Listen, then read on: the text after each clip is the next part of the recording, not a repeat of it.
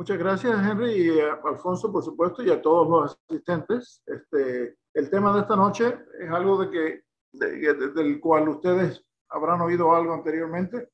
Se trata del correo de llegada a Cuba antes de entrar a la Unión Postal Universal, desde, digamos, la segunda parte del siglo XVIII hasta 1877, más o menos, ¿no? Ya ustedes saben que Cuba era la colonia más rica del mundo a mediados del siglo XIX. Tenía una importancia enorme, comercial, militar, política, estratégica, y su localización geográfica, como ven aquí, déjame ver si el cursor lo ven aquí, aquí está Cuba, justo en el medio de las rutas principales de tránsito de Norteamérica y lo que se llama, que alguna gente llama el Mediterráneo americano, ¿no? Que consiste de la cuenca del Caribe y el Golfo de México, un área importantísima. Las rutas antes de que se construyera el ferrocarril transcontinental en Estados Unidos en 1869, las rutas principales de la costa oeste al este eran a través de Centroamérica, ya sea el Istmo de Panamá o Nicaragua o Tehuantepec, y las embarcaciones iban con frecuencia por Cuba, al igual que el correo de Nueva España o México a Europa. Cuba era el centro de transportación. Era el puerto comercial más importante de la región, y había un tráfico enorme de embarcaciones de muchas banderas diferentes. ¿Cómo empezó todo esto? Al finalizar la Guerra de los 7 Años, en la cual Inglaterra derrotó a Francia y España, una guerra verdaderamente global, los españoles, bajo el rey Carlos III, que era un monarca de la era de la Ilustración, que estableció un sinnúmero de reformas administrativas en el reino, se dieron cuenta, sus administradores y él, que el correo era algo demasiado importante para tenerlo en manos de individuos particulares, que era el caso hasta ese entonces. ¿Se acuerdan que los correos mayores tenían un dominio regional de su jurisdicción y que eran individuos particulares y llevaban las cosas de una manera fraccionada, ¿no? No era un sistema uniforme ni confiable, y el interés principal era el ganar dinero, no necesariamente el proveer un servicio al usuario, ni siquiera a la corona, ¿no? Por eso, al terminar la Guerra de los 7 Años, en 1763, se estableció una comisión que estudió la situación y el correo se centralizó en la Real Renta de Correos y se estableció el primer servicio postal español que funcionaba con regularidad mensualmente en octubre de 1764. Pero el evento que tuvo una importancia fundamental fue la toma de La Habana por los ingleses. En 1762 tuvieron posesión de La Habana por 11 meses.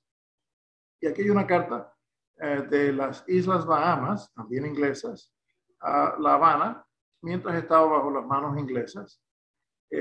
Una carta oficial en el servicio de Su Majestad, como ven aquí, y no recibió ninguna tarifa, ninguna marca postal. No existían muchas marcas en la época. Es la primera carta que yo conozco dirigida a La Habana en manos particulares. A partir de entonces se creó la Real Renta de Correos y el Correo Marítimo del Estado. La charla esta va a tocar 4 periodos en particular. El primero a partir de 1764 a 1818, el segundo del 1818 al 26, el tercero de 1826 al 51, en el cual operaba la empresa mercantil de Correos Marítimos de La Habana, una compañía particular que tenía un contrato con el correo cubano español. Y la mayoría de la charla va a tocar el periodo de 1855 al 77, en el cual el correo cubano estuvo a cargo nuevamente de manejar la correspondencia de llegada. a la isla. Esencialmente, estoy hablando de cartas de llegada de barcos.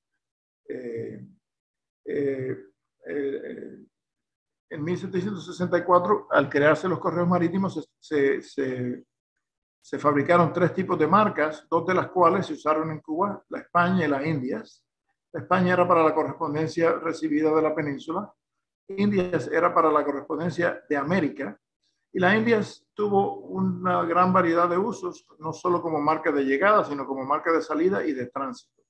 Aquí les muestro 2 ejemplares. El de arriba fue enviado aproximadamente en el 1778 de Valencia a La Habana con la marca España. No muestra signos de porteo, lo que normalmente indicaba que era una carta de peso sencillo. ¿Por qué no muestra signos de porteo? Porque la correspondencia en aquella época no se llevaba a domicilio, sino el interesado pasaba por el correo cada vez que había una llegada de barcos, o se publicaba una lista, o se le mandaba un mensaje que viniera a recoger su carta y pagar el porteo debido, ¿no? ¿Cuál fue la necesidad de estas marcas? Sencillamente identificar el origen de la correspondencia para determinar cuál era la tarifa correcta a pagar por el destinatario, ya que la gran mayoría de estas cartas se enviaban sin pagar. Otro ejemplo de una carta sencilla que no tiene marca de porteo se muestra aquí con la marca India puesta en La Habana, una carta de Mérida, en 1833 a La Habana, con la marca India usada como marca de recepción. Estas marcas continuaron usándose intermitentemente por más de 90 años, hasta la década de 1850. Algo increíble. Estas marcas estaban hechas de bronce, con un puño de mango de madera, y es increíble que hayan durado tanto, y también muestra cuán ahorrativos, cuán ahorradores eran los empleados del correo, ¿no? Que conservaban las marcas por décadas. Entonces, brevemente, en 1779 hubo una reforma postal en todo el reino español, en la península y en las Américas. Se crearon las demarcaciones postales, 9 de ellas, incluyendo las Islas Filipinas. Cuba pasó a ser la cabeza de la demarcación Islas de Barlovento.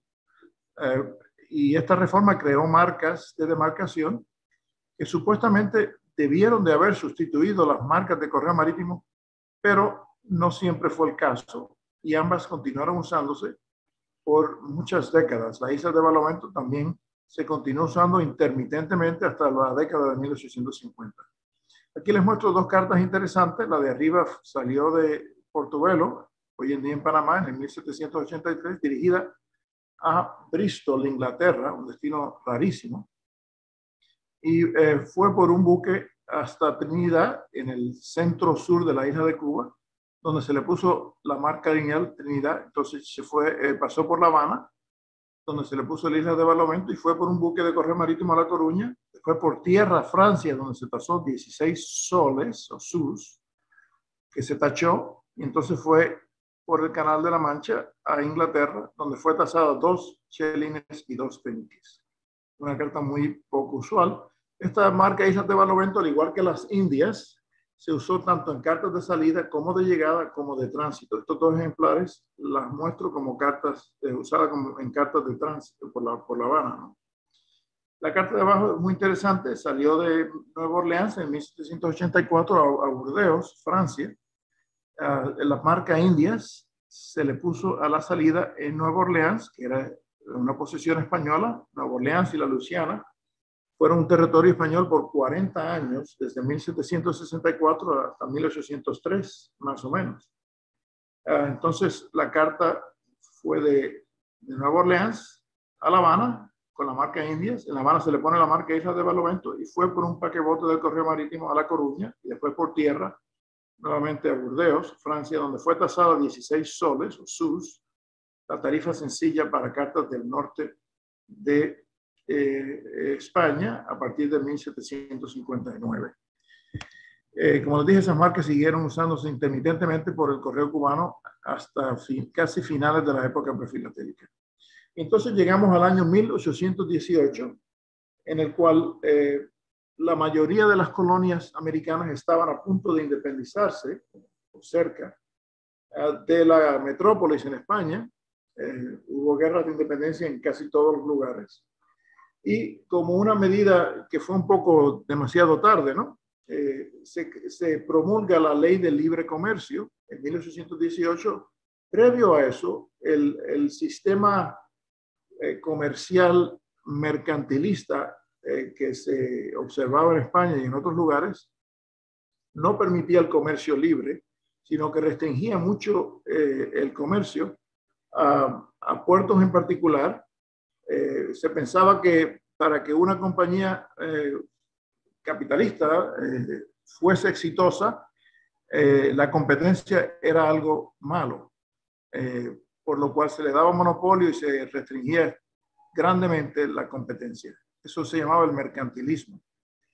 Pues la ley del libre comercio abrió un sinnúmero de puertos para el comercio con los puertos americanos, tanto del extranjero como en la península, y a la misma vez se establecieron nuevas tarifas de llegada. Estas tarifas son un tanto arbitrarias, ¿no? Es fácil de recordar las tarifas, nada más hay que saber contar hasta el 4.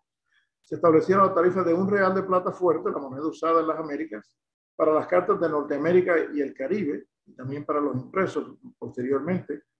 Una tarifa de $2 a las cartas del norte de Europa, de $3 a las de México, Centro y Suramérica, y de $4 a la correspondencia sin pagar de España. Algún correo de España fue enviado pagado de antemano, aunque eso es raro. El porqué de estas tarifas nadie sabe, es algo arbitrario. Esto es paralelo a lo que se llama ship letters en los Estados Unidos, en el Reino Unido. Los ship letters en esos lugares, la tarifa se determinaba por la distancia que la carta viajaba dentro del país. Por ejemplo, una carta del extranjero a Boston, si llegaba a Nueva York, la tasa se cobraba por la distancia recorrida entre Nueva York y Boston. Igualmente en Inglaterra, si llegaba a Liverpool, iba a Londres, se le cobraba la tarifa interna más que nada, ¿no? En este caso, Cuba cobraba una tarifa fija, independientemente de la distancia que se viajara dentro de la isla, pero se establecieron estas tarifas para el origen de la correspondencia por un motivo que nadie sabe. Y esto tomando en cuenta que el correo cubano no tuvo nada que ver con el transporte de la carta hasta que llegara a Cuba, ¿no? Llegaban por buques mercantes, por buques de banderas extranjeras, por un sinnúmero de fuentes de las cuales el correo cubano no tenía ningún control. La tarifa inicial estaba en reales de plata por media onza, aunque en el 1858 se cambió la unidad de peso a 10 gramos. Media onza son como 14 y pico gramos, ¿no?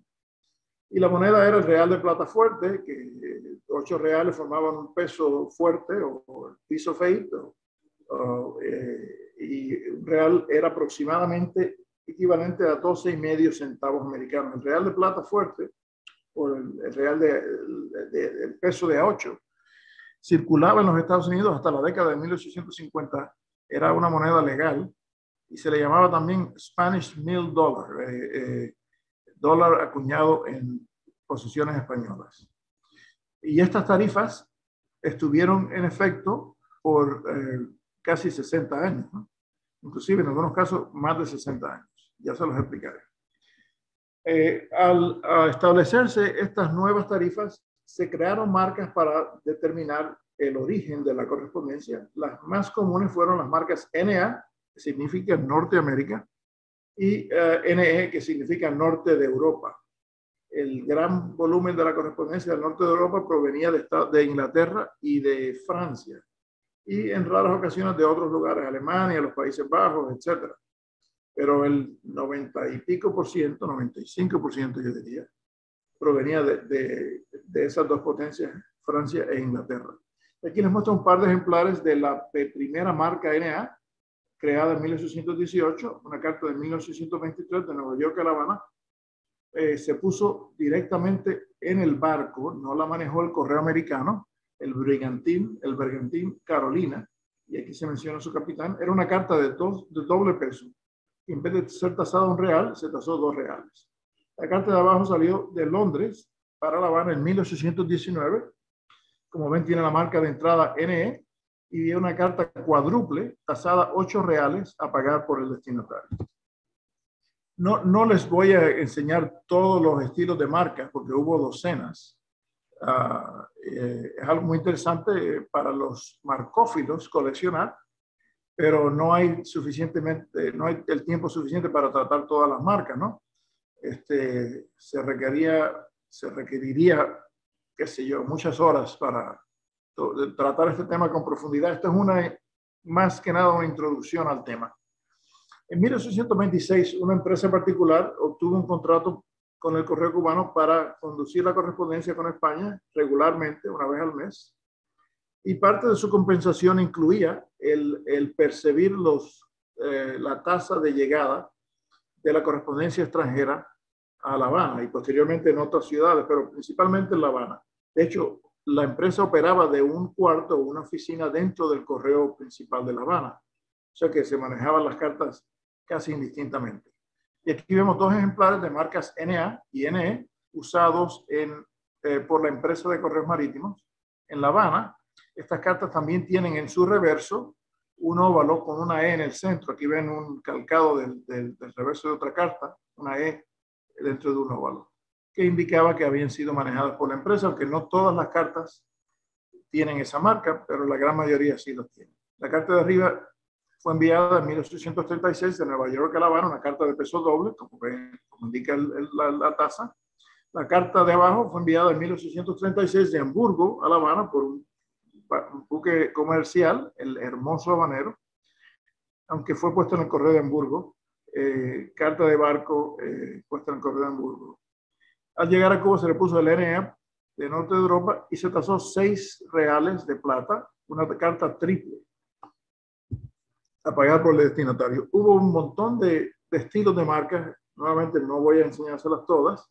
Una que es muy curiosa es este conjunto, este par de marcas con la letra N al revés, tanto la NA como la NE. La carta de arriba, nuevamente sin tasa, indicando que era una carta sencilla, fue enviada de Estados Unidos a La Habana en la década de 1840. El destinatario, Nicolás P. Trist, algún mexicano reconocerá el nombre, fue no era el cónsul, sino era el ministro americano al finalizar la Guerra México-Americana en 1848, quien negoció junto con el general Fuss and Feathers, le decían Winfield Scott, el general americano. Primero se llevaban malísimo y después se hicieron amigos, y después de meses de negociación firmaron el Tratado de Guadalupe Hidalgo, que le concedió a los Estados Unidos la mitad del territorio mexicano. De hecho, firmó el tratado sin tener autorización oficial de parte del gobierno americano, pero fue tan favorable para los Estados Unidos que no hubo problemas. La carta de abajo tiene la marca NE con la N invertida, una carta de Ginebra, Suiza, a La Habana en 1844, una carta sencilla tasada a 2 reales de plata. Muchos de estos cuños se usaron simultáneamente, diferentes estilos, porque al llegar un barco, generalmente traía muchísimas cartas, no cientos de cartas, sino miles, como demostró Manuel Arango en la correspondencia de La Perla, ¿no? Iba un volumen enorme de correspondencia.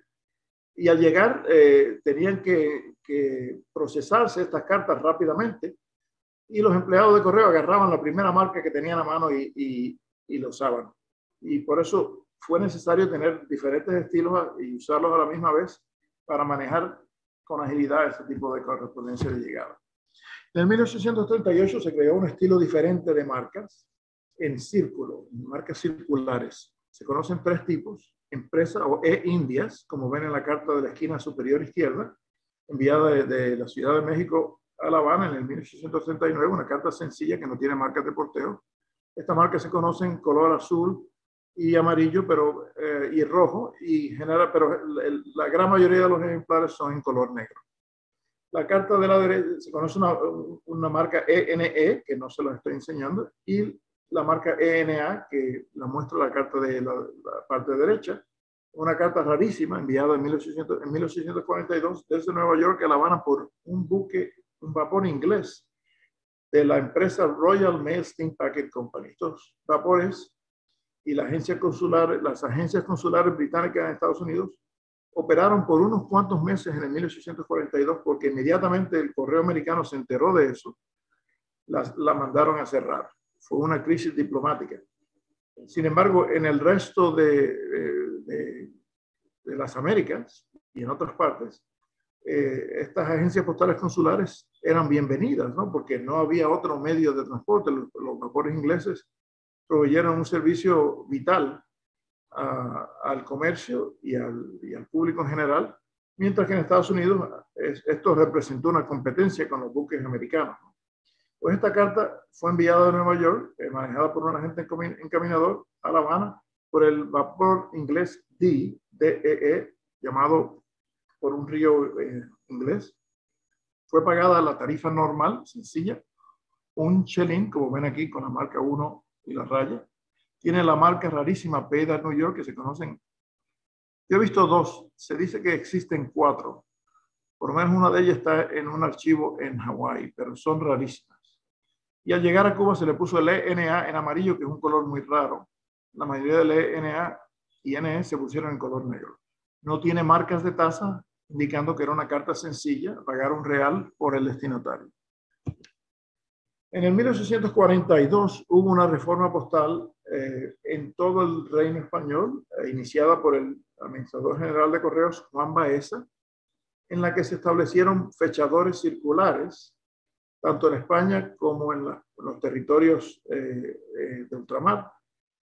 Se crearon 31 demarcaciones postales. Cuba y Puerto Rico formaban la demarcación postal número 30. Y para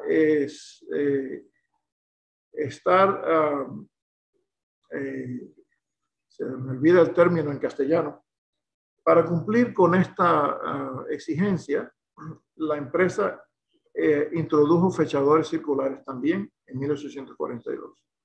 Se conocen fechadores circulares y ovalados. Se conocen 3 circulares: Norte Europa, leen todos empresa en la parte superior y en la parte inferior el origen, N Europa, Norte Europa, N América, Norteamérica, Indias, para México, Centro y Suramérica, y hay 3 fechadores ovalados, uno que lee España y 2 que son muy raros, uno que lee Canarias y otro que lee Puerto Rico. Este es un ejemplar, el de arriba, sumamente bien estampado, que es raro, generalmente no son tan claros, enviado en 1844 de París a La Habana, una carta sencilla tasada $2 a pagar por el destinatario. También enviada a Nicolás Trist, que era el cónsul americano en La Habana en aquella época. La carta de abajo es muy interesante y muy rara. Ya se las he mostrado anteriormente en otras charlas. Fue enviada desde Nueva York a La Habana por vía de Charleston. En octubre de 1848 se creó una línea de vapores entre Charleston, parando en Savannah, Georgia, y Cayo Hueso, Florida, hasta La Habana. De ida y vuelta, cada 2 semanas se llevaban a cabo viajes con regularidad. Esta línea operó casi sin interrupción hasta 1861. Y este es uno de los primeros viajes. El primer viaje fue en octubre. Esto fue en noviembre. El remitente estaba apresurado, lo menciona en la carta, in haste, ¿no? Con prisa. Y no tuvo tiempo de llevar esta carta al correo, sino que la llevó directamente hasta el puerto, donde salía un vapor que hacía el recorrido entre Nueva York y Charleston, o Charleston, como dicen en español. El vapor Southerner. Había 2 vapores, el Northerner, el norteño, y el sureño, por vía de Charleston. Y la tarifa que se tenía que pagar de antemano era de 12,5 centavos, pero no había sellos americanos en aquella época para cubrir esa tarifa, por lo que el remitente la sobrepagó por 2,5 centavos de más. Usando los 2 primeros sellos americanos, este es un uso excepcional con esos 2 sellos, la carta se puso en el barco. Al llegar a Charleston se le puso el fechador del correo, se matasellaron y se envió por el vapor Isabel, que hacía el recorrido entre Charleston y La Habana, donde fue recibida en La Habana como lo ve, lo demuestra la marca impresa N América, y se tasó $1 al destinatario. Una carta excepcional. Hay una carta gemela, pero que el remitente tuvo tiempo de franquearla en efectivo. La mandó a un agente caminador en Charleston, donde se pagó en efectivo 12.50 centavos en vez de usando los sellos americanos.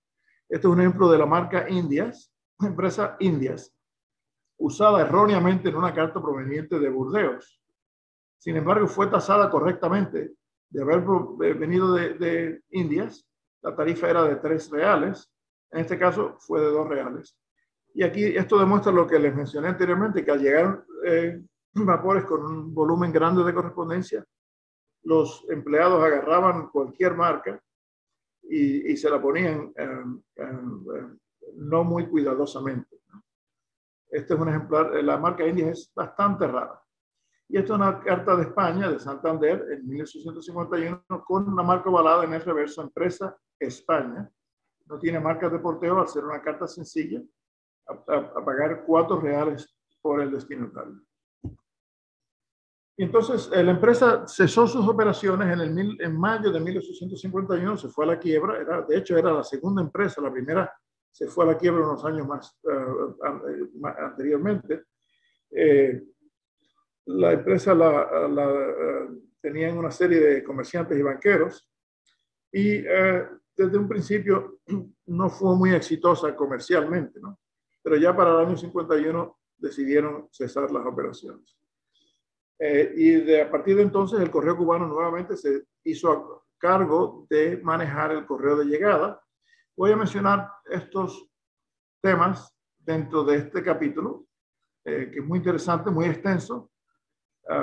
Y como les dije, no voy a cubrirlo con profundidad, sino voy a mencionarles, voy a introducir el tema, y espero que les despierte el apetito y empiecen todos ustedes a coleccionar esta historia postal maravillosa.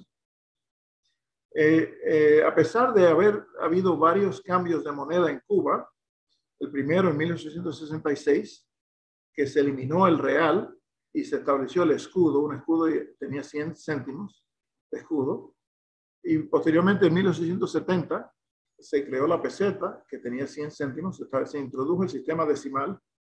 El real de plata continuó usándose como moneda de cuentas. En muchos lugares se usaron una moneda de cuentas diferente a la moneda en circulación, o la moneda oficial, y algunas de las marcas, para aclarar el tipo de moneda del cual se trataba, indicaba específicamente que se trataba de reales. Como esta NA, un real, una marca muy rara, la única que se conoce, en una carta de la década de 1860 de Nueva York a La Habana. Y esta carta de Inglaterra, Cuba, con el NE 2 reales. Hay una marca similar que lee NA 1 real, y una recientemente descubierta que lee Indias 3 reales, del mismo estilo, con un rectángulo con las esquinas truncadas. 100 céntimos era aproximadamente medio peso de plata, o 4 reales. Y aquí demuestra, esta ilustra la práctica que se empleaba en aquella época. A pesar de que la carta fue recibida de Estados Unidos, esta carta fue de Inglaterra, Manchester, a Nueva York, tiene el puño de tránsito en Nueva York, y entonces fue a La Habana directamente. Se recibió de Estados Unidos, pero el correo cubano identificó que el origen era Europa y no Estados Unidos, y la tasó 2 reales en vez de 1 real, que era la tarifa de Estados Unidos. Esos son 10 centavos de crédito para los ingleses por el pago previo que se los debía Inglaterra, perdón, se los debía Estados Unidos a Inglaterra por el cruce transatlántico.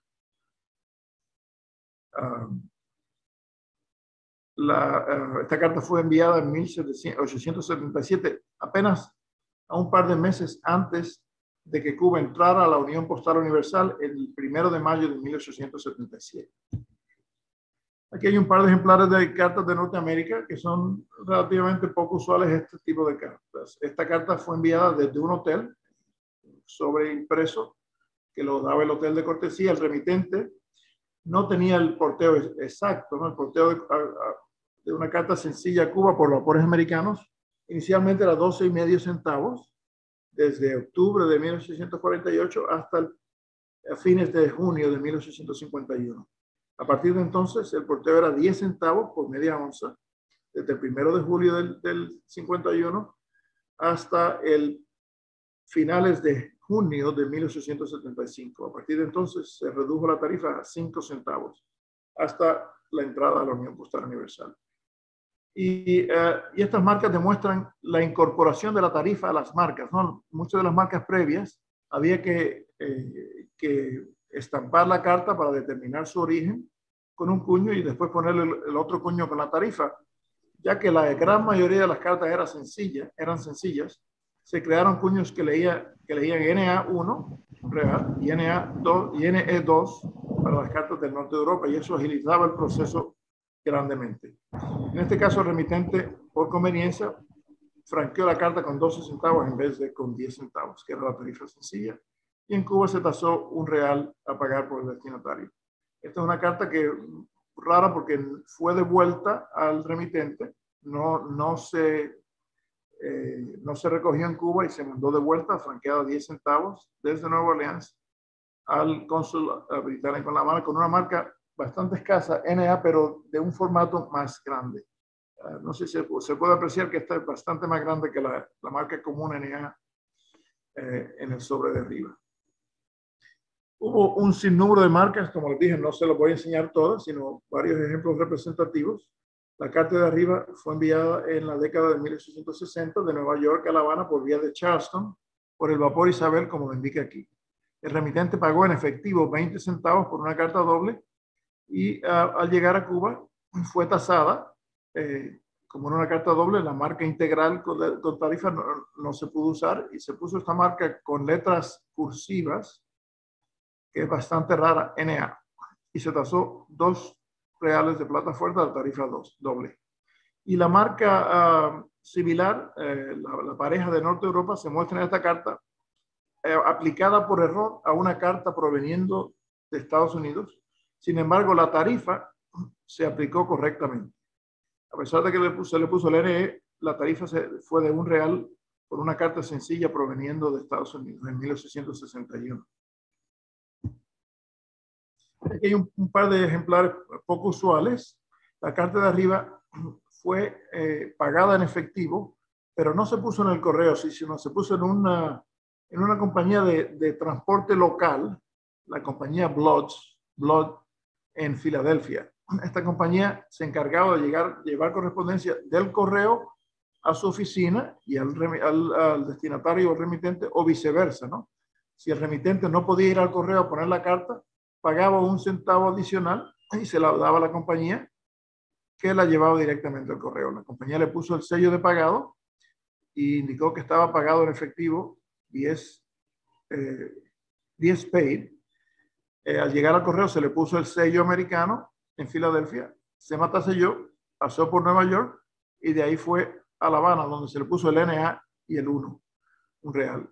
De La Habana fue por correo interno hasta Santiago.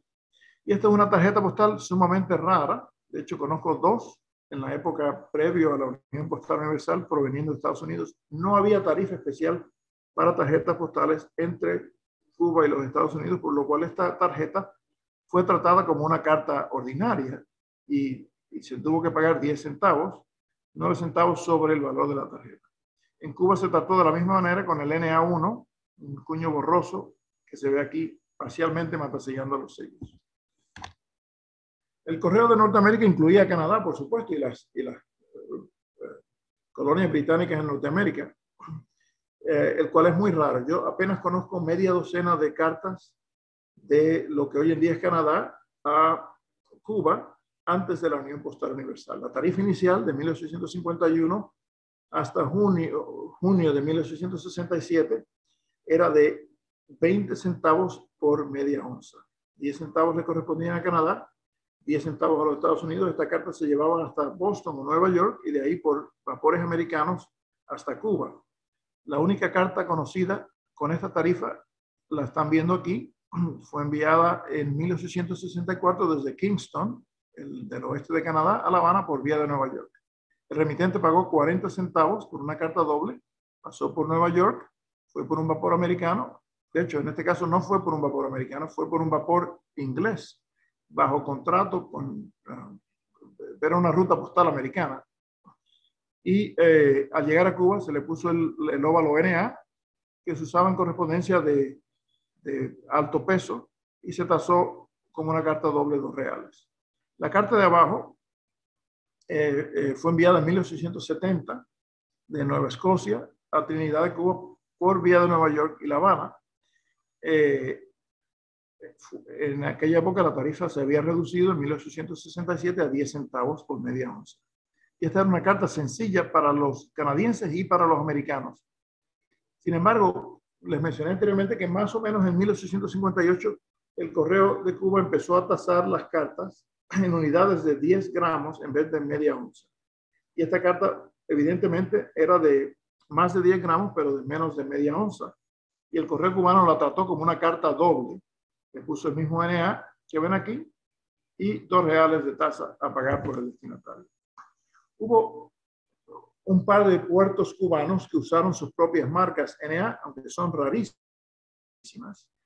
Ellos fueron Santiago de Cuba, que lo usó desde muy temprano, y Matanzas en la costa norte. No sé si está Raudel, que es un matancero, o por lo menos creo que vive en Cárdenas, pero no sé si era de Matanzas originalmente. Esta carta fue enviada de Westchester, Pensilvania, a Santiago de Cuba, directamente a Santiago de Cuba por un barco mercante.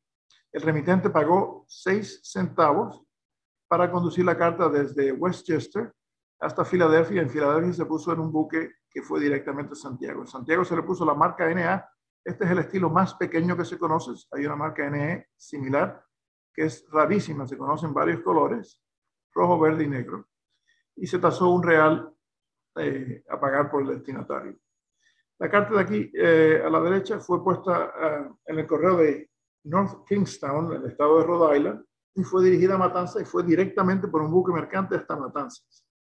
En el año 1842, Matanzas utilizó su propio cuño, que lo ven aquí, se conoce en rojo, negro y azul.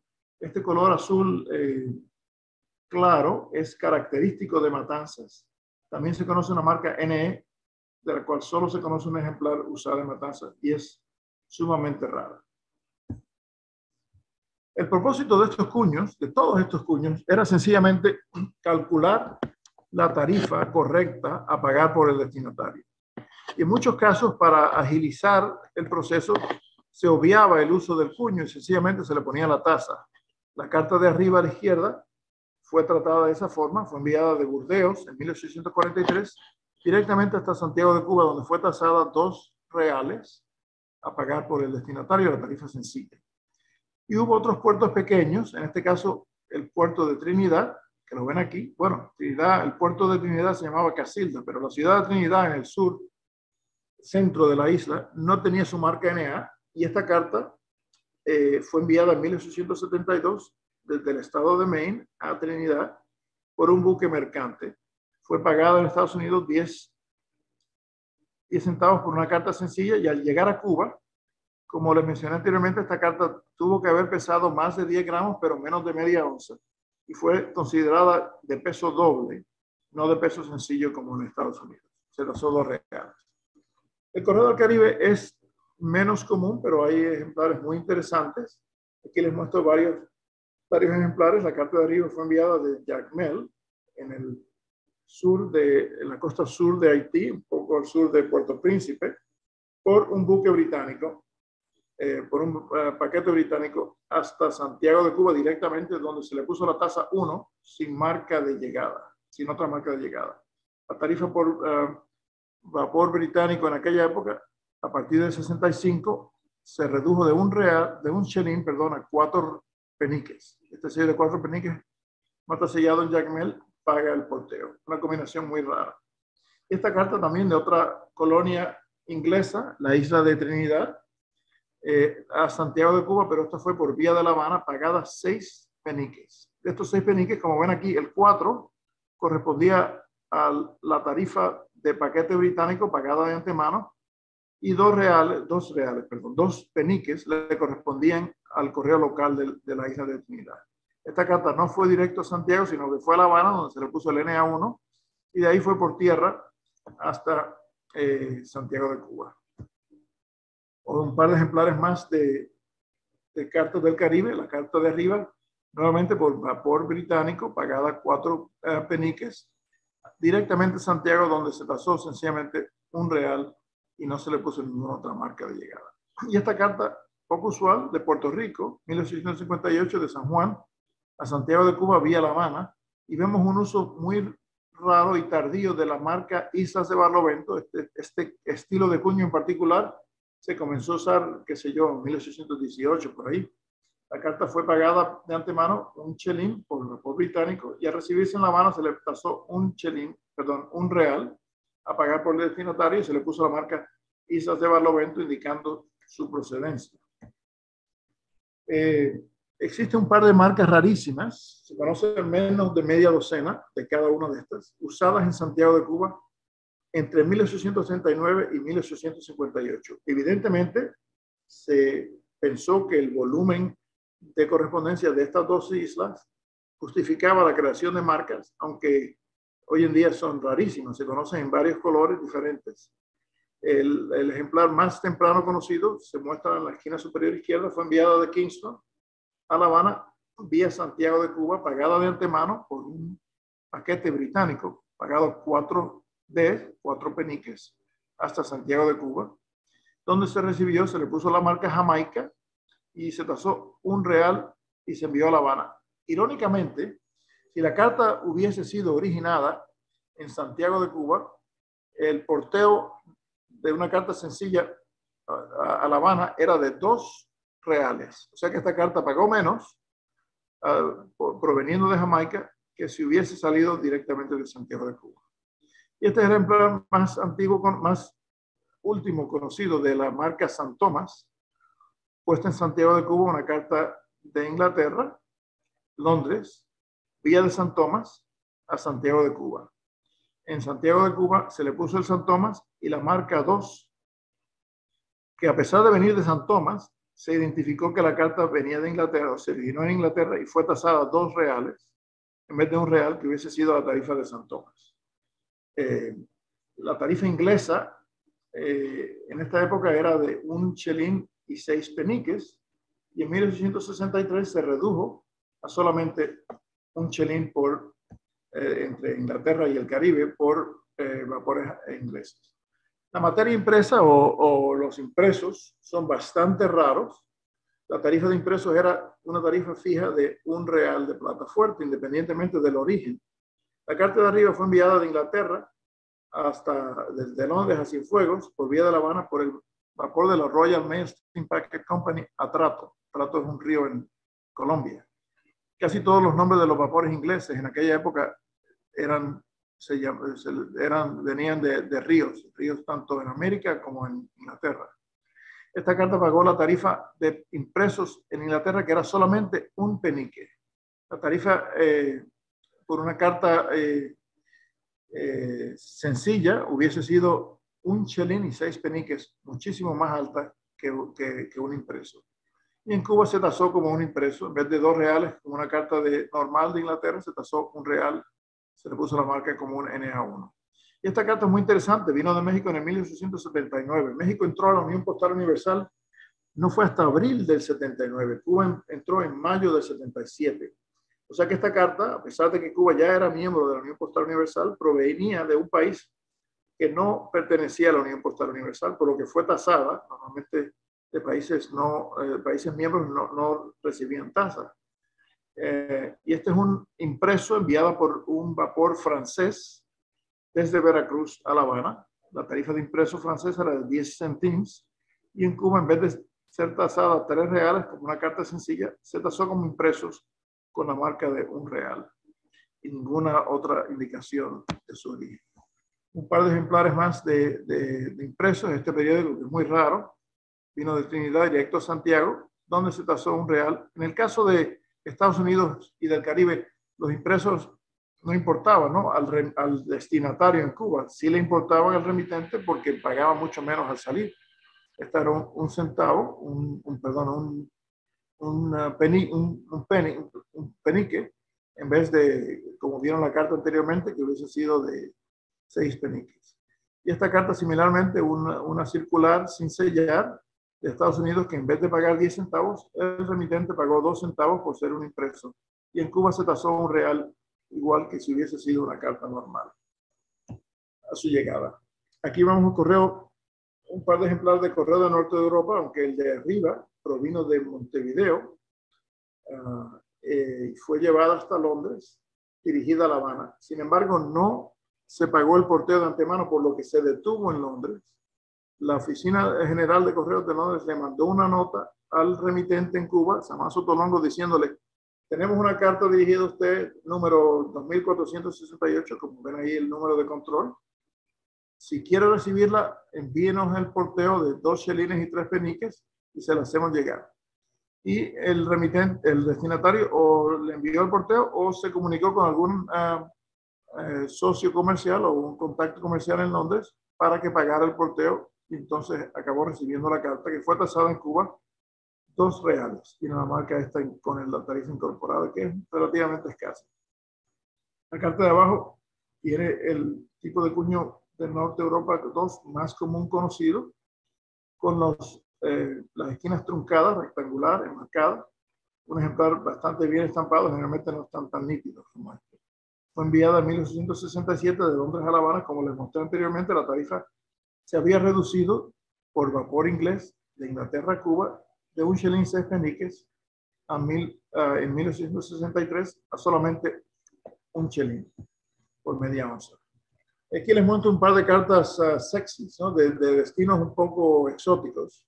La carta de arriba vino de Esmirna, que hoy en día es en Turquía, pero en aquella época era parte del levante austríaco, a Matanzas, franqueado de antemano. El remitente indicó inicialmente que se llevara por vía de Southampton, Inglaterra, pero evidentemente fue más conveniente ir por vía de Hamburgo, y de Hamburgo fue por un vapor alemán de la Hamburg American Packet Company a Nueva York, y de Nueva York fue a Cuba, donde fue tasada como una carta de Europa, no de Estados Unidos. Se le puso el NE 2 reales. Y esta carta es de Cerdeña a Trinidad de Cuba por vía de Inglaterra, una carta doble, tiene el NE con esquinas redondeadas para cartas de peso múltiple, y se tasó 4 reales por una carta doble. El correo de Centroamérica y Sudamérica es mucho más raro comparativamente que el de Norteamérica, Norte Europa, México, por ejemplo. Aquí les muestro un par de ejemplares raros. La carta de arriba fue enviada privadamente desde Lima a Panamá, a Ciudad de Panamá, donde el encaminador Cova y compañía la recibió y la puso en el correo por un buque americano, pagando 10 centavos de dólar, paid 10 centavos, como ven aquí, y la puso en un vapor americano que hacía el recorrido de Panamá hasta La Habana, y en La Habana se le puso el Viejo Indias, la misma marca que estuvo en uso desde 1764. Increíble. En 1855. Y se tasó 3 reales de plata, la tarifa sencilla de México, Centro y Sudamérica. Esta es una carta similar, salida de Panamá, pero por vapor inglés en vez de por vapor americano. El remitente pagó 1 chelín y la puso en un buque, un vapor inglés, ida a Panamá. En Cuba se recibió en La Habana, aunque esta carta iba para Santiago, donde se le puso las mismas 2 marcas, el Indias y el 3. El correo de Sudamérica es más raro aún. Aquí les muestro 2 ejemplares, uno de la costa oeste y uno de la costa este.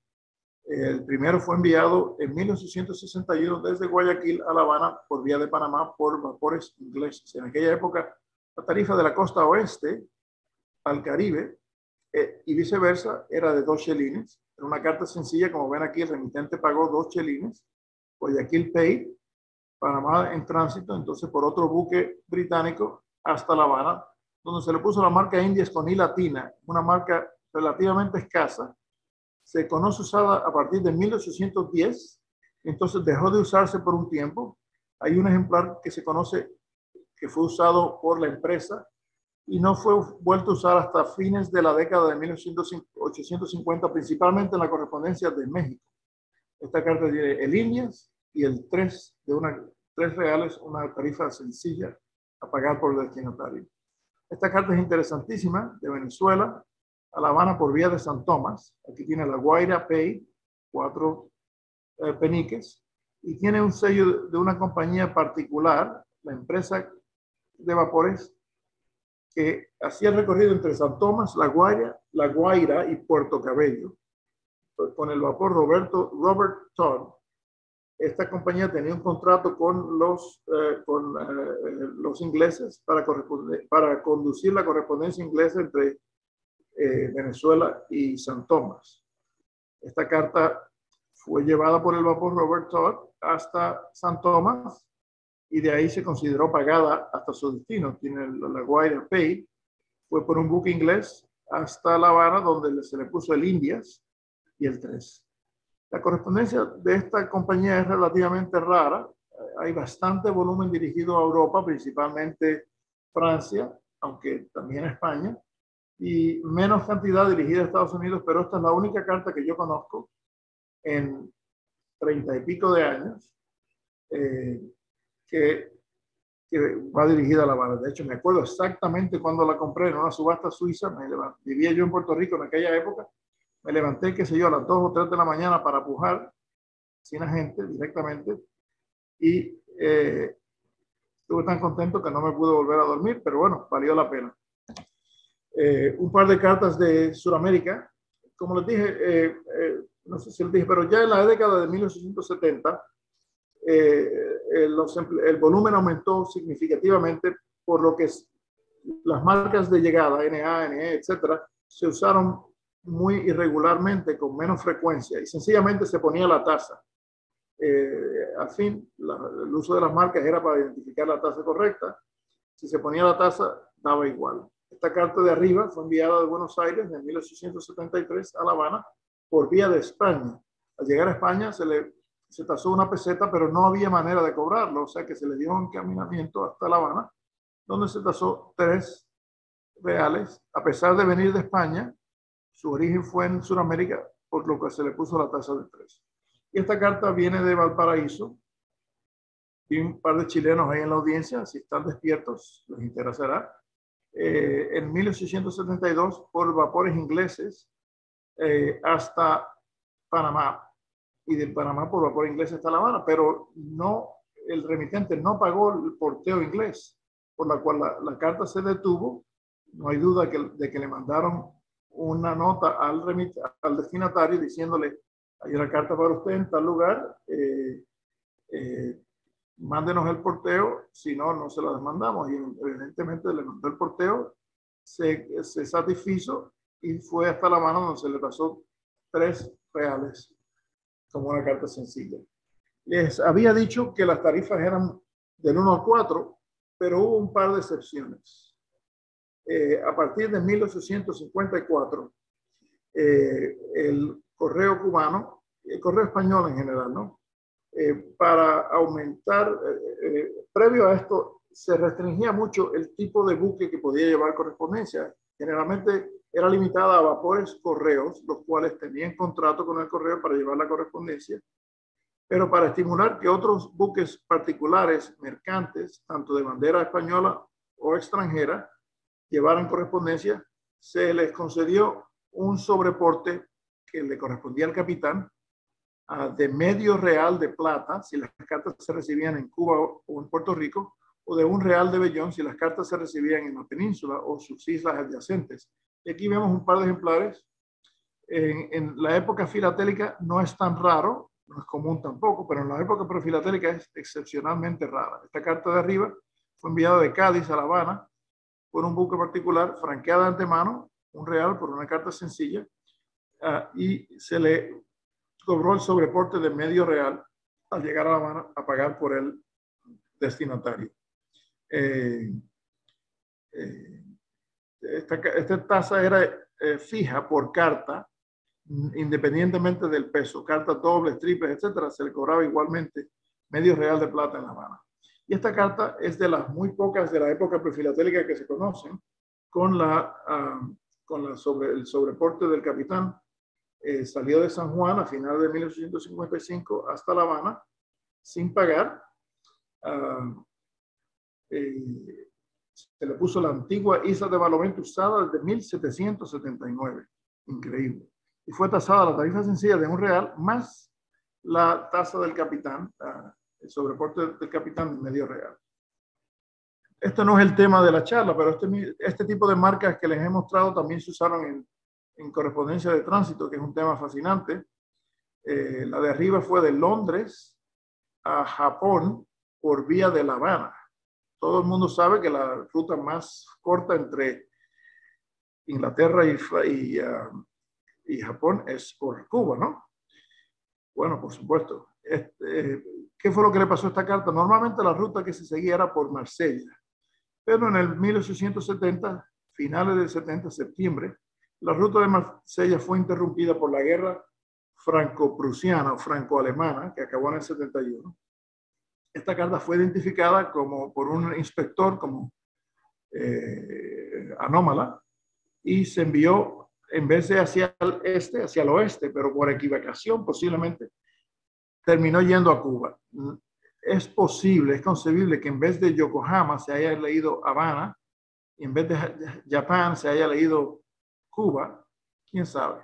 Al llegar a Cuba se tasó como una carta sencilla, norte de Europa, £2, y se detuvo hasta que alguien pagó los £2, entonces se le puso el franco y se le dio curso. Se demoró, qué sé yo, 3 meses y pico en tránsito. La carta de abajo fue de Nueva York a Tampico, México, al cónsul americano Franklin Chase, del cual existe una correspondencia interesante en Tampico, por vía de La Habana, a manos del cónsul americano en La Habana, Charles Savage. Fue pagada como una carta sencilla, 10 centavos. Al llegar a Cuba se tasó como una carta doble, £2.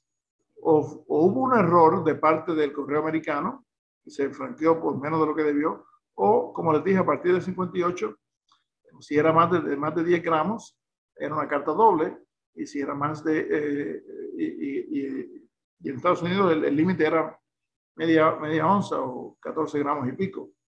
El cónsul americano pagó el £2 y la puso en un buque británico, un vapor británico, hacia Veracruz, y de Veracruz fue a Tampico. Pero los ingleses también la trataron como una carta doble. ¿Cómo es posible eso? O se le puso algún contenido adicional de parte del cónsul en La Habana, que la hizo más pesada, o ocurrió un error en los Estados Unidos y se tasó menos, se franqueó con menos de lo que debía. Inclusive, al llegar a México, se tasó como una carta doble de £2 en vez de £1, que era lo usual de Veracruz a Tampico. Una correspondencia con la combinación de pedidas Habana y sellos americanos que es única hasta ahora. Y al entrar Cuba en la Unión Postal Universal en mayo del 77, se facilitó mucho el transporte de la correspondencia, pero se hizo menos interesante para los historiadores postales como nosotros, ¿no? La carta de arriba fue enviada en el 79 de París a La Habana, franqueada a 35 céntimos de franco, y al llegar a Cuba se consideró pagada por completo y no recibió tasa. La carta de abajo fue enviada a fines de la década del 70 de Estados Unidos, una carta doble, a La Habana, y se consideró como de pago completo y no se le aplicó ninguna tasa, como era usual a partir de la entrada de la Unión Postal Universal. Y esto ha sido todo por hoy. Les quería demostrar el tema tan interesante del cual se puede extender muchísimo, pero esta es una introducción al tema para que en el futuro podamos abordarlo con más profundidad. Muchas gracias por su atención y ahora si hay preguntas, con mucho gusto las contesto, si sé la respuesta. Muchas gracias, Yamil, como siempre, muy interesante. Muy interesante, muchas gracias. Gracias a ustedes. Espero no haber ido demasiado rápido, ¿no? Pero siempre puedo dar marcha atrás y repetir. Todo ha estado perfecto. Más bien, si hay algunas preguntas por ahí. Mientras esperamos, yo tengo una. Ahí mostraste de esa carta con marca de tránsito hacia el Japón. ¿Qué tan raras son, si se conocen también de otra época, porque como bien indicaste, ahí se confundieron, porque la ruta debió haber sido por otro lado, pero se ven, ¿cuántas conoces tú de ese tipo? La acabas de ver. Sí, ok. La primera vez que la vi en subasta, no la pude comprar. A pocos años después volvió a salir y dije, no se me va a pasar de ninguna manera, ¿no? Y afortunadamente la pude adquirir, pero no, es la única, ¿no? Llevo 40 y pico de años en esto y no he visto nada similar, ¿no? Nada con Asia, de hecho. Excluyendo las Filipinas, por supuesto. Pero... Claro, sí, eso es lo que indica. Interesante. Siento mucho, Henry, no haber enseñado nada de Perú, pero en la próxima. Había una de Lima. Ah, bueno, sí, la de por Panamá, Sí. por Coba, sí, sí. Exacto. Ah, bueno, sí. De esas he visto 2 o 3 y todas son del mismo, Sí. todas tienen el mismo merchant mark. Y en Sí. alguna oportunidad vi una, pero no era de Lima, porque dice ahí París, Lima, San Francisco, y esa era originada en otro lugar. Pero bueno, esta sí es de Lima. Yo conozco dos con el pay de 10 centavos por Sí, buque americano, las dos de Lima, encaminadas por Coba, ¿no? sí, sí, sí. Interesantes. Mm, Nada tampoco de Costa Rica, Alfonso, porque no, tú tienes todo lo que hay, así que no. y no comparte imágenes.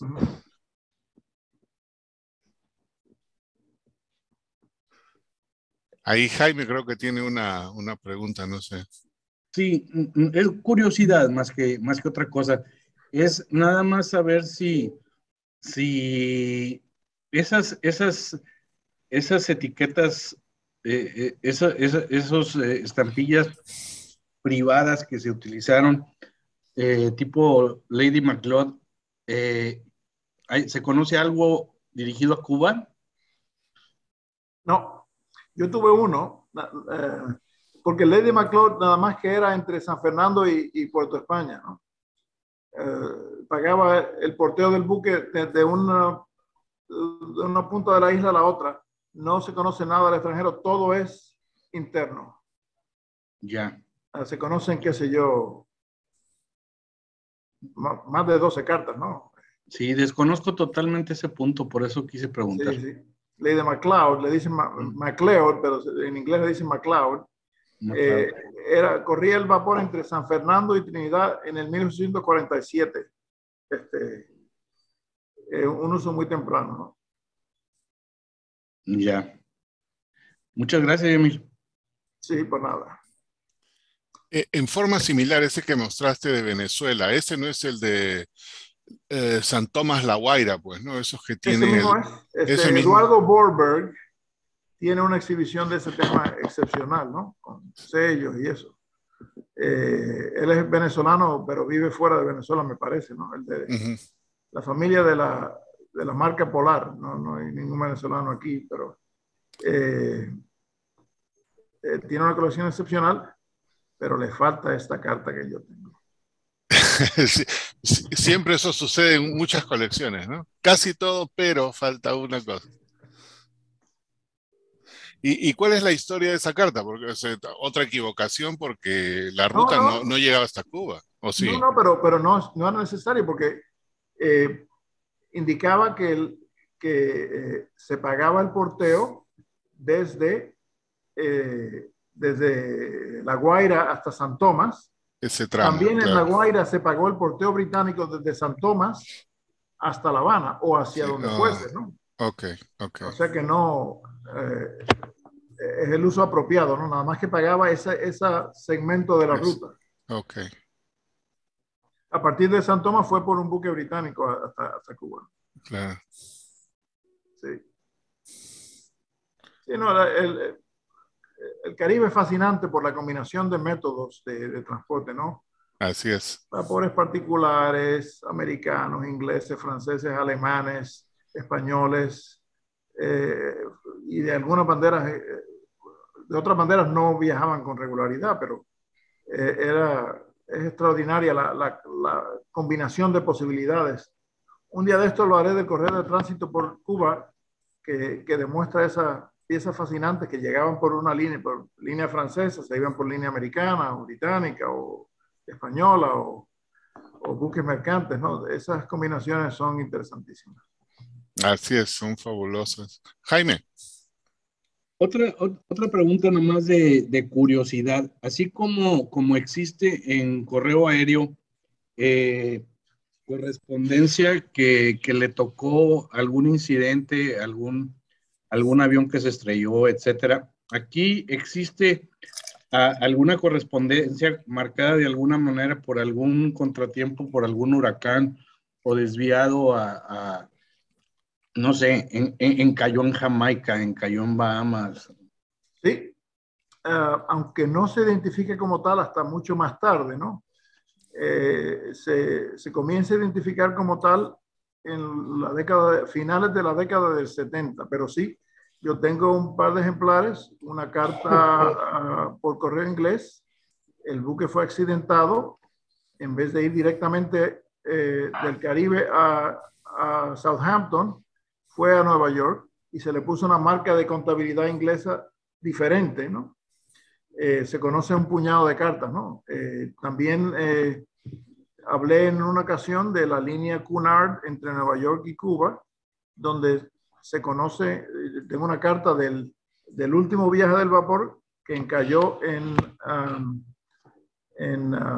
las Islas Bahamas, se salvó el correo, se transportó a otro buque y el primer viaje del siguiente vapor que lo sustituyó. O sea que se conoce ese, pero no tienen marcas que la identifiquen como tal.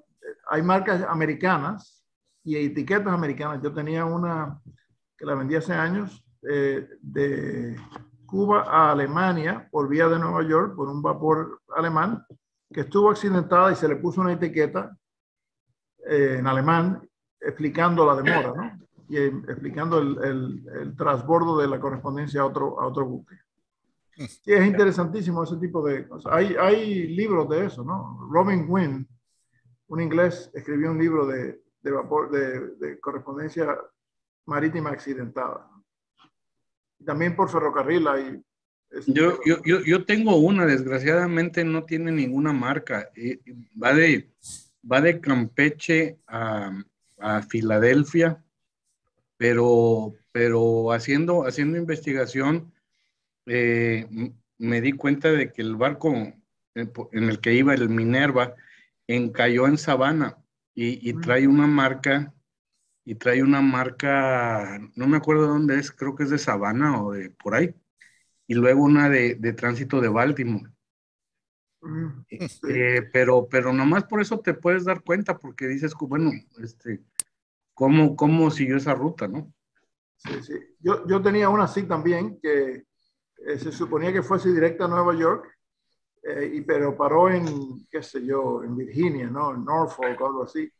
Se tasó como una marca de barco sin contrato en Norfolk, y después al llegar a Nueva York se le puso el Steamship 10 de una marca de vapor por contrato o por una vía designada como ruta postal por el correo americano. O sea que esa es la manera de identificarla, pero casi ninguna tiene marcas específicas de que fue accidentada.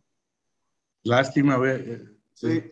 sería extraordinario por parte de tener la historia postal completa. Exacto.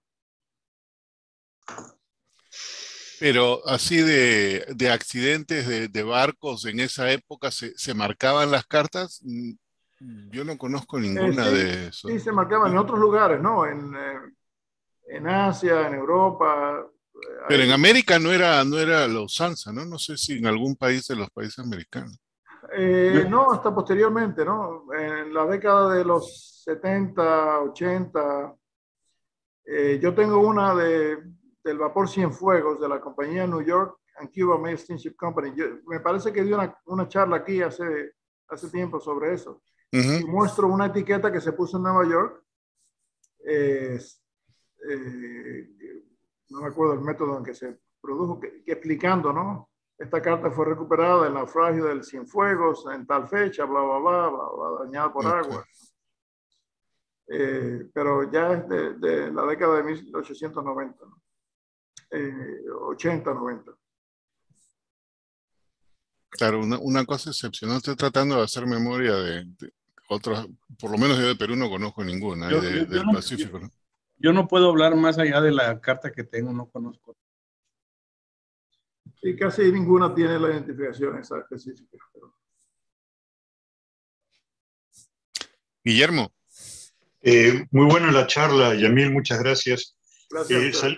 Saliéndonos del tema un poquito, y te pregunto porque tienes mucho conocimiento de todas estas líneas, de Panamá a Estados Unidos, las compañías de vapores americanos que estaban bajo contrato con el correo americano, ¿tienes alguna relación de cuáles eran y de dónde se podrían conseguir los sailing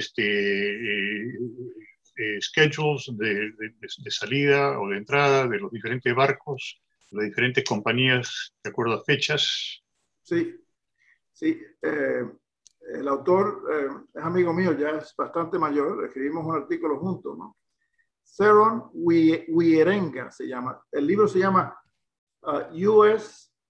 Incoming Steamship Mail, publicado por el U.S. Philatelic Classic Society, y tiene una serie de apéndices con la lista de salida de los vapores, salidas, llegadas, tránsitos. La primera compañía fue la U.S. Mail Steamship Company, pero hubo varias, ¿no?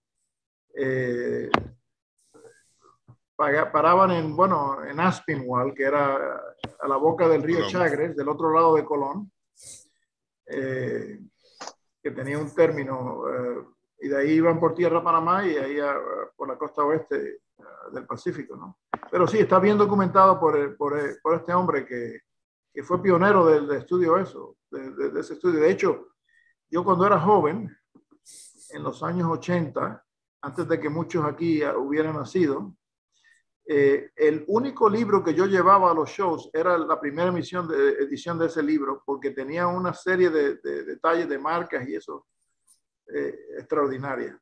La segunda edición, el libro se puso bastante pesado, ¿no? Pesaba 5 o 6 kilos, pero la primera era mucho más delgada, pero sumamente útil. Yeah. Si quieres más detalles, te mando... sí, curiosamente lo tengo el libro, no me había percatado que tenía las tablas atrás. Sí, al final tiene apéndices con todas las salidas. Yeah. Cartas que salían de Panamá a Nueva York por vía inglesa. ¿Sabes cuál era el franqueo? ¿Cuánto cobraban por ese tramo? Sí, ¿sería de la ciudad de Panamá o de la costa de Panamá? Bueno, de la costa de Aspinwall, supongo. Sí, inicialmente de 1840 por ahí era de un chelín por media onza, y 1865 por ahí se redujo a 4 peniques por media onza. Si era de la costa oeste, era inicialmente 2 chelines, y en el 65 por ahí fue reducida a 1 chelín. Ya. Tengo una... En verdad, es saliéndose completamente del tema, pero bueno, sí, estaba tratando no hay problema. Estaba tratando de compartir esta pantalla de aquí. No sé si se ve. Ahí viene. Ahí está.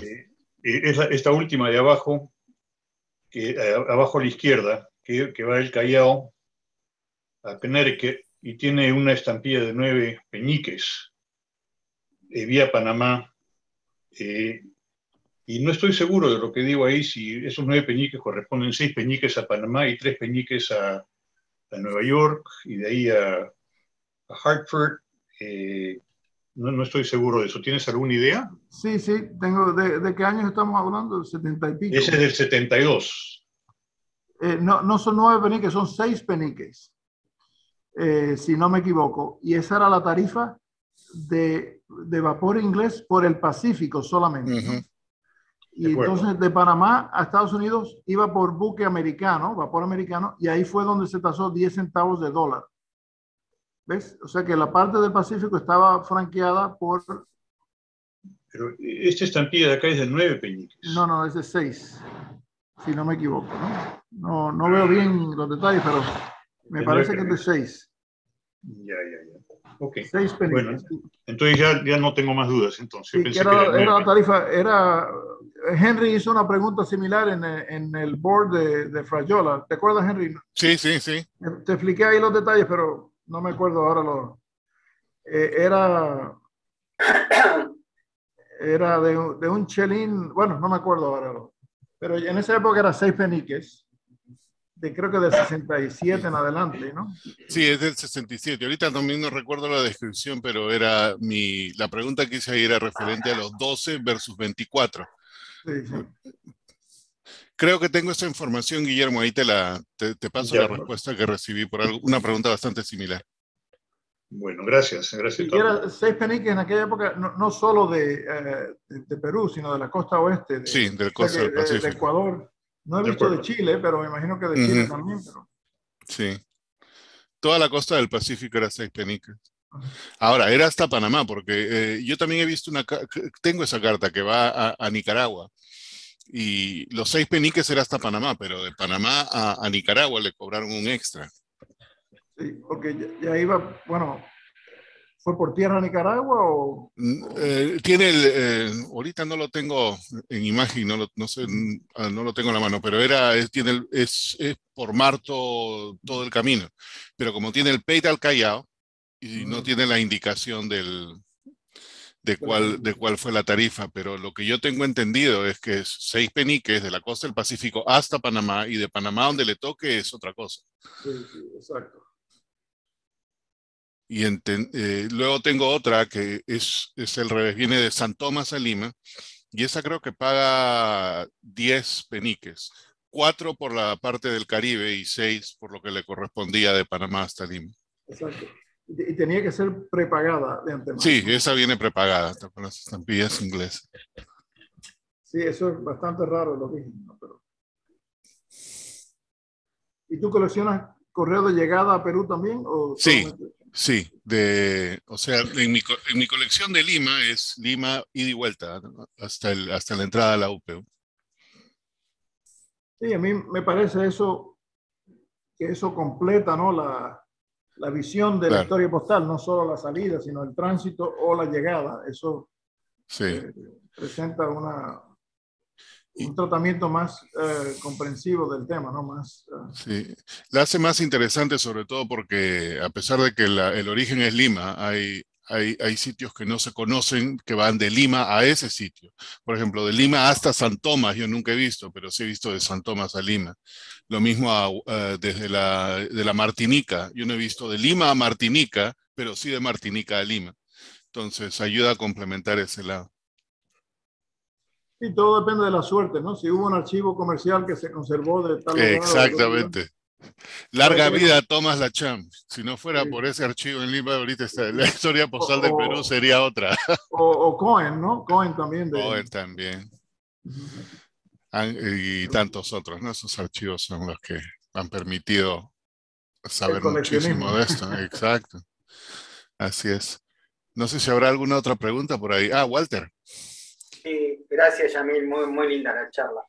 Me quedó una duda con la carta que mostraste de que parece que se escribió en Montevideo, pero después tú dijiste que estaba en Londres y le pidieron al destinatario que le envíen el dinero de La Habana o que le pida a alguien que le pague de La Habana. O sea que, a ver, de Londres a La Habana como que demora mucho la comunicación para llegar al destinatario, para que después el destinatario le pida a alguien o algún conocido o un forwarder o alguien en Londres para que le pague esa carta. Y creo que eso lo dedujiste por la marca esa rectangular que había. ¿La podés poner de vuelta esa marca, esa carta? Sí, déjame ver si...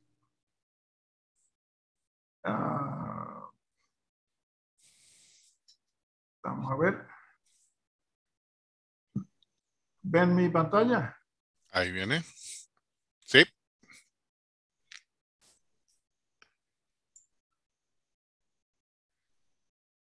Sí, eso... un segundito. Aquí. Esa creo. Esa marca Return for Postage. ¿En qué caso se usa? Perdón, metí la pata. No sé qué he hecho para... ¿La tienes a mano, Henry? O... Sí, la puedo agarrar bien rápido. Por favor, que yo no sé qué he hecho, pero no la veo. Acá en este momento lo comparto. Eso se conoce bien, Walter, y se conocen varios de esos formularios que enviaba el correo inglés, Sí. Tanto de Inglaterra como del Caribe, que eran unos formularios impresos con esa información, ¿no? Se llenaban los blancos, el correo inglés sencillamente no le daba curso a las cartas al extranjero donde no hubiese acuerdos, si no iban franqueadas de antemano. Y aquí vemos esta carta fue enviada a la fecha manuscrita en la parte de abajo es del 1 de abril del 59. O sea que se demoró 3 meses en llegar, casi 3 meses en llegar al destinatario. ¿Cuánto se demoraba usualmente de Montevideo a Londres? No, mucho menos. Pero... 2 semanas, ¿no? 2 semanas, 3 semanas. Sí. Entonces, y de Londres a Cuba se demoraba 2 semanas y pico. O sea que es concebible, pero eso no me lo inventé yo, eso está bien documentado de que las cartas se detenían hasta que no se satisfaciera el porteo, ¿no? Y la única manera como no se podían abrir, no era legal abrirlas, no se le mandaban al remitente, sino al destinatario, ¿no? La cantidad a pagar. Pero una pregunta, Yamil. Lo que le pidieron al destinatario es que pague los 2 chelines, 3 peniques que está ahí a la izquierda, o sí, que pague lo de Montevideo a Londres. No entendí. No, lo de Londres a Cuba, porque de Montevideo a Londres no. Ya estaba cubierto.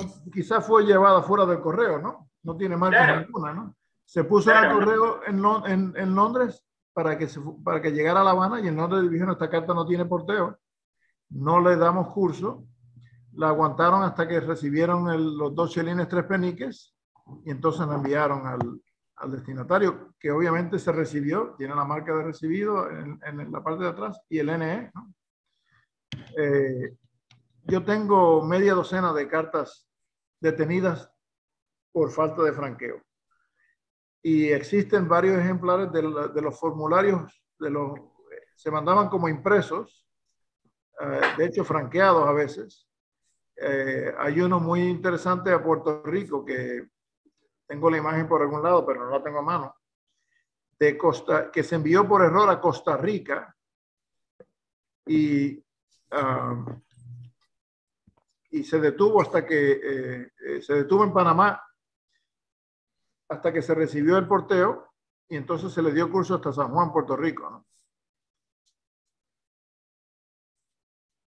O sea, no, pensé que me estaba pensando si no había otra marca que era para detenida para franqueo. Y esta es retornada para franqueo. Bueno, es lo mismo, ¿no? Hay una que se llama Detain for Postage, y esta es Return, pero no había dónde devolverla, ¿no? No había manera de enviársela al remitente. Se usaron indistintamente, ¿no? Yo tengo cartas de Europa, Cuba, con esta, y de otros lugares. Ah, o sea que significaba lo mismo, el detenido y el retornado. Sí, sí. Porque si vos me mostrás esta carta así como la veo, parecería que alguien la llevó en mano de Montevideo hasta Londres, y alguien en Londres, ahí sí la metió en el correo, porque ahí veo la marca de Londres, no sé, dice Mayo, ¿no? Sí, eso fue el caso, exactamente. Pero mayo fue pagada, ¿ves? Claro. Mayo o... Sí, mayo. Mayo. Mayo 10. Claro. Entonces, sí, mayo 10, el 1 de abril, bueno. Pero eso, discúlpame, ¿no? Sí, no, hombre. Ahí donde dice retornado para el franqueo. El porteo. ¿No? El porteo. No hay no está tachado dos chelines, 5 peniques, parece que estuviera tachado. Sí, se corrigió a 2-3, sí. Por eso, yo pensaba que era por eso que había retornado, porque estaba mal porteado. No, y tu interpretación es correcta, ¿no? Se llevó a mano fuera del correo hasta Londres, se puso en Londres sin franquear, y ahí fue que Londres no le dio curso hasta que recibió la cantidad de vida, ¿no? Y sí, el 2.5 se tachó, ves que dice arriba S y D, chelines y peniques.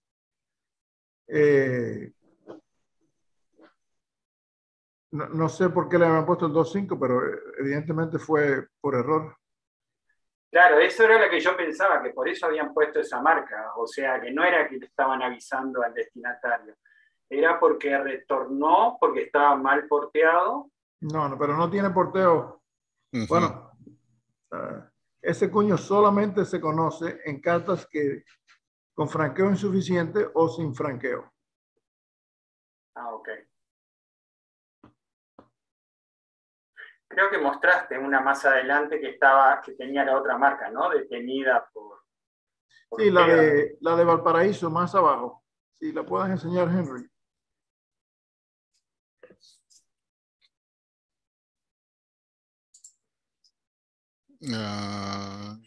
Detenida por porteo, ¿ves? Ahí abajo, ahí es. Ah, ok.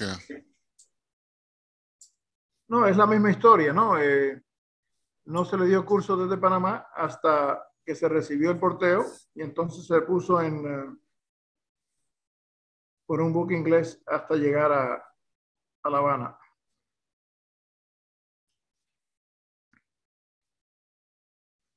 O sea que ahí tuvo que pagar dos shillings. Sí. Porque está en negro. No lo pagó el destinatario. Exacto. Y no tiene marcas de pago, ¿no? De salida, ¿no? Ni de tránsito, dice Panamá Transit, pero no tiene marca de pagado, ¿no? Ok. Bueno, gracias. Hombre, pues nada.